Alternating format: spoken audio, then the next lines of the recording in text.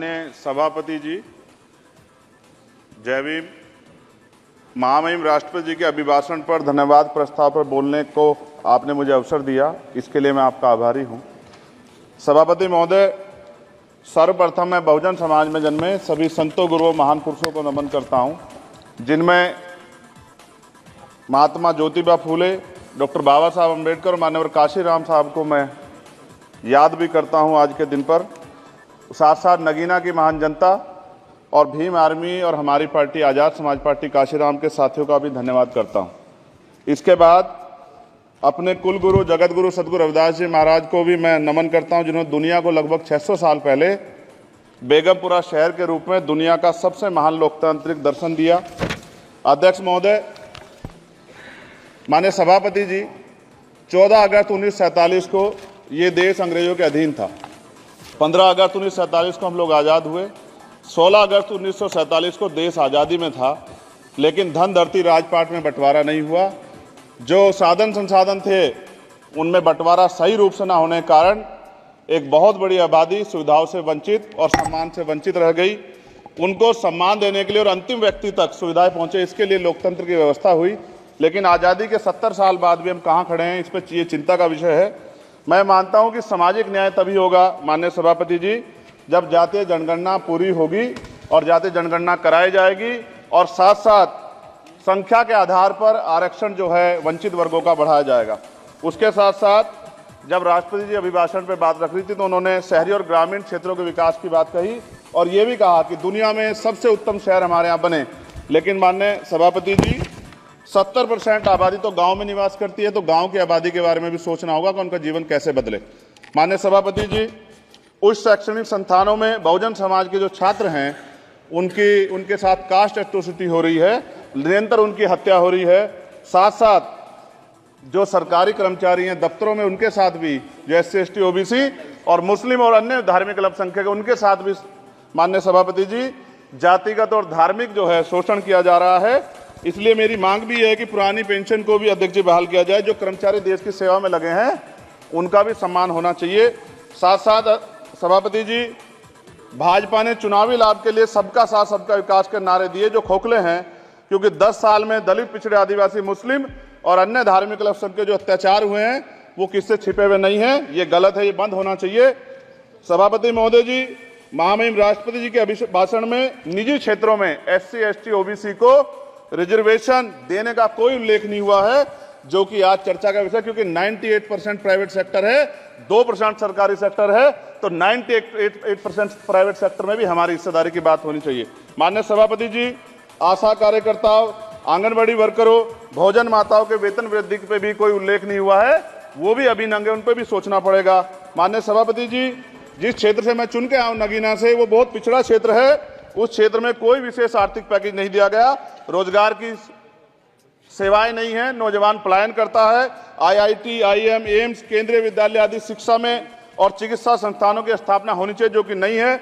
और माननीय सभापति जी, मानसून सत्र आ गया है, मेरा क्षेत्र बाढ़ से बहुत प्रभावित है, इसलिए मैं आपसे आग्रह करूंगा कि वहां के लोगों को बाढ़ से निजात दिलाई जाए। माननीय सभापति जी, चीन हमें आंख दिखा रहा है और लगातार हमारे देश की सीमाओं में घुसपैठ कर रहा है, इसलिए अग्निवीर योजना को हटाकर पुनः सेना भर्ती शुरू की जाए और साथ साथ भारत की सबसे प्राचीन व बहादुर रेजिमेंट में से एक चमार रेजिमेंट को पुनः बहाल करा जाए, ऐसा भी मेरा आपसे आग्रह है। माननीय सभापति जी, पिछले सारे प्रधानमंत्रियों ने मिलकर जितना कर्ज लिया है उससे दुगना कर्ज हमारे वर्तमान के प्रधानमंत्री जी ने लिया है। किसान अगर अपना कर्ज माफ कराने के लिए जाता है तो लाठी झेलनी पड़ती है, जबकि सरकार ने धन्ना सेठों का 15 लाख करोड़ रुपए माफ किया है। इस ओर हमें ध्यान देना पड़ेगा, हमारी आने वाली पीढ़ियों को ये कर्ज चुकाना पड़ेगा। माननीय सभापति महोदय जी, किसानों को MSP की लीगल गारंटी तथा किसानों का कर्ज माफ होना चाहिए। साथ साथ 2 अप्रैल 2018 को SC ST के बच्चों पे बहुत बड़े पैमाने पे मुकदमे लगे थे, वो हमारी लड़ाई सही थी, ये सुप्रीम कोर्ट ने माना और बाद में सरकार ने माना, वो मुकदमे तुरंत वापस होने चाहिए।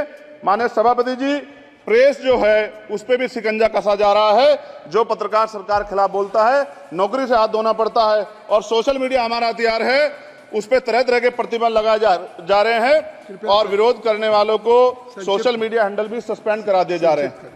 साथ साथ सभापति जी, पेपर लीक और परीक्षाओं के कैंसिल होने से देश के नौजवानों का भविष्य खतरे में है। नीट, यूपी सिपाही भर्ती सभापति जी और 69,000 शिक्षक भर्ती में आरक्षण घोटाला हुआ है, कोई पूछने वाला नहीं, खून के आंसू रो रहे हैं बच्चे, बेरोजगारी का दंश युवा झेल रहे हैं। इसलिए मेरा आग्रह है कि युवाओं के लिए कृपया समाप्त करें चंद्रशेखर। माननीय सभापति जी, मैं पहली बार बोल रहा हूं, आप कहेंगे मैं बैठ जाऊंगा, मैं आपकी बात, मैं संवैधानिक मर्यादा का पालन करूंगा, मगर हम तो माननीय सभापति जी सुन ही रहे हैं। आप बोलिए, 1 मिनट। धन्यवाद। 1 मिनट और बोलिए। अध्यक्ष सभापति जी, नारी सम्मान की बात करने वाली सरकार, हमने मणिपुर देखा सर, हमने पहलवान बेटियों का हर्ष देखा सर, और हमने सर हाथरस की बेटी का हर्ष देखा सर, और हाथरस के परिवार को जो वादा किया था सरकार ने वो भी पूरा नहीं किया। और महिलाओं में भी, स्पेशली दलित, पिछड़े और मुस्लिम वर्ग की, आदिवासी वर्ग की महिलाओं के साथ आज भी एनसीआरबी का डाटा कहता है सर जो जुल्म हो रहा है वो सहनीय नहीं है सर। साथ साथ कोविड में तैरती, हमने कोविड में बहुत सुना सर, कोविड में तैरती लाशें भी गंगा में हमने देखी है सर, और मजदूरों का हाल भी हमने देखा है। सभापति जी, मैं सब समाप्त कर रहा हूं। नोटबंदी पे छोटे मजले उद्योग की जो कमर टूटी वो भी हमने देखी है। सभापति जी, शैक्षणिक संस्थानों, विश्वविद्यालयों में, चिकित्सा संस्थानों में ओबीसी एसटी के योग्य अभ्यर्थी को एनएफएस करके जिस तरह निकाला जा रहा है, लेटरल एंट्री करके जिस तरह हमारे रास्ते बंद किए जा रहे, ये भी हम देख रहे हैं सभापति जी। साथ साथ मेरा ये कहना है सर, ये सबका इशू है कि प्राइवेट कर्मचारी सर और सरकारी भी कई जगह पे 8 से ज्यादा घंटों से काम करते हैं, और उनको जो सर उचित वेतन भी नहीं मिलता, तो न्यूनतम वेतन 20,000 रुपए तय हो और 24 घंटे की ड्यूटी। उदाहरण के तौर पे यूपी पुलिस सर बहुत पूरा काम करते हैं वो लोग, वो राज्य के विषय हैं। आप सर मैं आपके राज्य सरकार के लिए भी आपके संज्ञान में डाल रहा हूँ विषय सर, पुलिस सब जगह है सर, लेकिन सवाल ये है सर, बहुत पसीना बातें हैं, 8 घंटे की ड्यूटी और वेतन विसंगति, वोटर स्कीम से उनको जो है बाहर किया जाए। माननीय सभापति जी, 1 मिनट चाहिए सभापति जी। राष्ट्रपति जी ने धर्म के बारे में बात की थी, राम मंदिर से पहले हमारे गुरुघर तुगलकाबाद का फैसला आया था राष्ट्रपति जी, वो सभापति जी अभी तक दिल्ली में स्थित सदगुरु रविदास जी महाराज का गुरुघर नहीं बना। साथ साथ सभापति जी, अपनी बात को खत्म करते हुए मैं आपसे कहना चाहता हूं कि जितना देश दूसरों का है सर, इतना हमारा भी है। हम मरने के लिए पैदा नहीं हुए, जो चाहता है हमारी हत्या कर देता है। मूछें रखने पे, घोड़ी पे बैठने पे, मटकी छूने पे हमारी हत्या हो रही है। क्या बदला है सर 70 साल बाद भी? दलित, पिछड़े, मुसलमानों पे हिंसा नहीं रुक रही है सर। मेरा आपसे संरक्षण के साथ ये आग्रह है कि इन घटनाओं को रोका जाए, और देश किसी की बपोती नहीं है, देश संविधान से चलता है सर, और संविधान से चलेगा। संविधान